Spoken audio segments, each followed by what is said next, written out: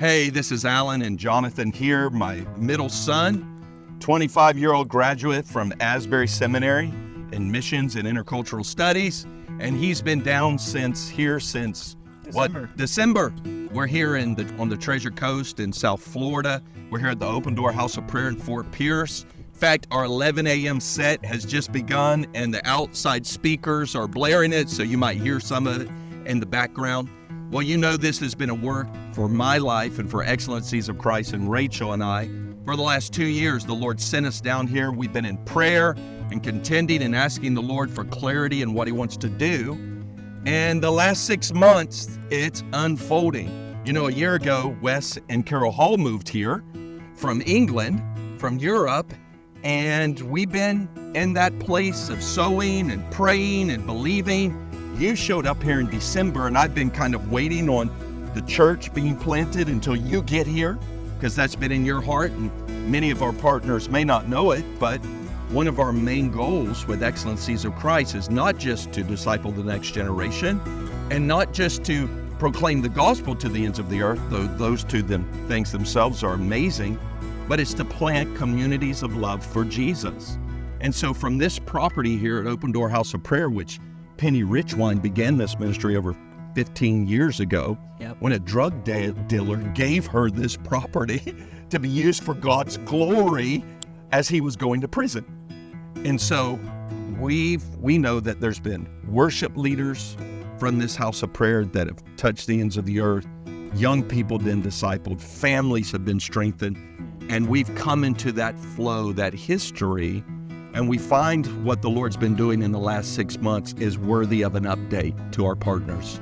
In fact, we couldn't even have done what's taken place the last 2 years, and specifically the last 6 months, without our partners supporting us and believing with us. And so you came in December.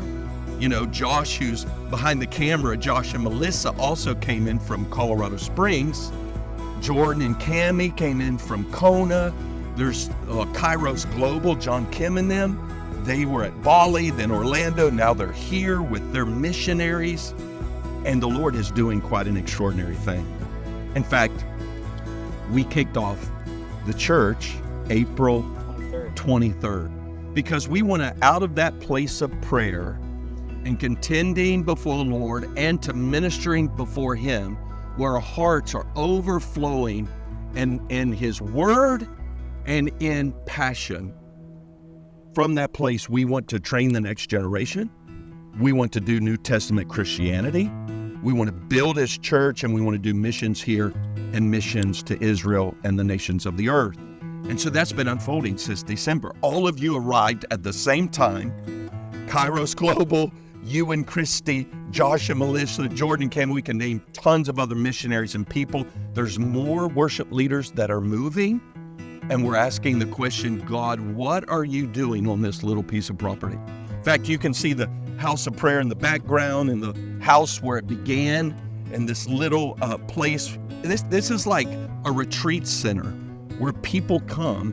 FCA camps are led here, Fellowship of Christian Athletes, but we don't have the facility to do the next phase of what God's doing. But even without the resources, we're doing it. And EOC has been an integral part of the whole process. In fact, Josh and Melissa oversee the prayer room. You and I are planning the church. I'm, as a father, just got my hands in everything from the Revival Academy that Wes is beginning in September, the Bali mission experience that Kairos Global is doing right now as we're speaking. There's already people being trained in missions in Bali. And so this is the beginning of the beginning. And you and I kicked off the church and the team April 23rd. And I wanted to share with them how sweet it's been. Give a little insight on what's taken place. I mean, you're 25 and we're already planning your first church. And we're doing it together as father and son. And the whole team, there's a sweetness on it. Families don't want to leave. All the children, it's exploding. And we feel the wind at our back. He's with us. But when we say that the church came out of the place of prayer, we really mean it. In January, we started doing Monday, Tuesday, Wednesday, Thursday, 8 a.m. to 12. That's right. A little team. That's Thinking right. about planning the church and trusting that the Lord would bring That's right. people. And meeting on Friday nights for the region to be part of it. So we didn't just land here in December and you went, all right, we're planning the church next Sunday. We have been thinking about, praying about, and the Lord has been revealing who is the team. That's right. And that's part of what's been so enjoyable is the team That's that we're right. doing it with. Not just our EOC team that makes up, almost 50% of our church leadership team, but also the ones that have felt called to help establish the local church. And it has been wonderful. And honestly, it's hard to do local church stuff. But when you have a team that you trust, that you love, that are filled with such precious individual personalities, precious children, That's right. it makes it so much more enjoyable. You feel And so many much of them have free. left everything to come here and do Yep. this. I'm talking, they left everything with no promise of anything. In fact, we couldn't even do what we're doing without EOC supporting us. Yep. EOC has been sowing into this local work through us, the people. Yep. But that's how it's done. Paul said, I couldn't have come here if the other church wouldn't have sent me. And that's basically what's happened. And I want you to give a little insight, since this is kind of an informal update. One of the beautiful things about the move of the Spirit is when the Spirit's moving, sometimes you don't know what to do.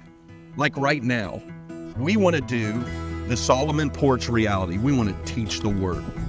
We want to rightly divide the word of truth. In fact, if you want to go to our YouTube channel, Open Door House of Prayer, you can see Open Door Church on Sunday mornings.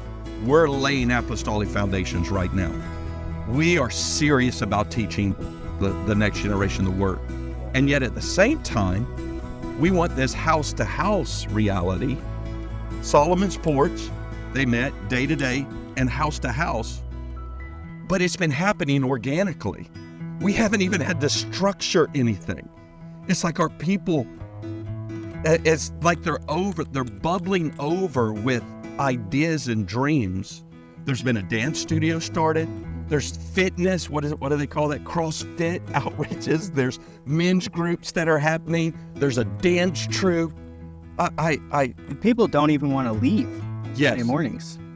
Like yesterday, bacon and eggs and biscuits For Father's Day, Father's Day. in the sun, 90 degrees. We didn't even start the service late because people were just hanging out, eating, fellowshipping, and then we're not the last ones to leave after we clean and it's 2 hours after the service. People are still out in the yard. In fact, fellowshipping. that yard behind us is filled with kids and parents out there connecting, dreaming. They're throwing feast. I'm thinking of Dustin and Madison threw the feast, and the church, the whole entire church showed up, and they didn't want to leave all day long. The Spirit's moving. He's bubbling. And I tell people this, even Jesus training the disciples, he could not bring them together in love for 3.5 years, and though he was the Son of God and the best leader. They were arguing over who's the greatest. But after he put them in an upper room and they were filled with the Spirit, there was this pervasive humility that set the context. I feel that, especially on our church team. There's this pervasive humility. How can we serve one another in love? How can we make Jesus' name great? Not only here, but in the nations. And, it's just really precious.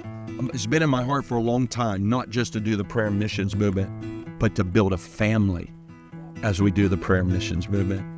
And I tasted that in KC, but I'm tasting it here now in a way that's, it's just unprecedented. Even at our church meeting a couple weeks ago on Thursday, what was it? For 2 hours, we're just prophesying over each other. It was unbelievable. But here's why we're giving you the update. We want to let you into our hearts. Like, I'm thinking, Jonathan, you're 25. You're getting your first church plant, and I'm sitting here going, honestly, I feel like in a year, the team will just take this thing. Like this is, it's just happening. It's multiplying. It's coming forth. And we haven't even started training and really don't even have the missions thrust going. It's the beginning of the beginning. The only thing stopping us is facilities. We don't have all the room to put all the children in. Already the service is way too big for the setting. But the Lord will release the properties. He'll release that which is needed. And we'll blink, and a year later, He will have laid the spiritual foundation for what He wants to do that you can't perceive yet, and I can't perceive. We only have glimpses of it. But we know He's called us here for such a time as this, for the next generation, for Israel and the nations. But you're on the front row. You and Christy, you've been doing so well. I'm so proud of you. Preached a couple times. You're going to preach this Sunday on John 17:26, that Jesus desires that we would love Him the way the Father loves Him. Isn't that amazing? Jesus' desires that we would love Him. Well, you get to teach. That's one of my favorite verses. But you're an anointed preacher. I'm proud of you. You not only got educated to rightly divide the word of truth, you have passion, and you're filled with the Holy Spirit and power. You can go on the YouTube and watch our Sunday services. We do them live, but we're not advertising. We said we're not going to advertise this at all. We don't want this built by the ingenuity of man. We want the Spirit to build a people, and we want to thank you for being part of that. Honestly, Thank you. Josh and Melissa, Jonathan and Christy and Rachel and I could not, honestly, this wouldn't exist, what we're doing right now, without the people resource to plant it. I feel a little bit like Paul, who's been, no, of course, Paul, in my little measure, my little world, I got sent out by the other churches to plant a work in Asia Minor, to plant a work in Rome. And if God will let me, I'll get to Spain. And we're here doing it, and the Lord has been faithful. And I want to say thank you for it. And if He puts it on your heart to sow into it more, please do it. It's really something special that's happening. And so we love you. We're praying for you, and we'll keep you updated.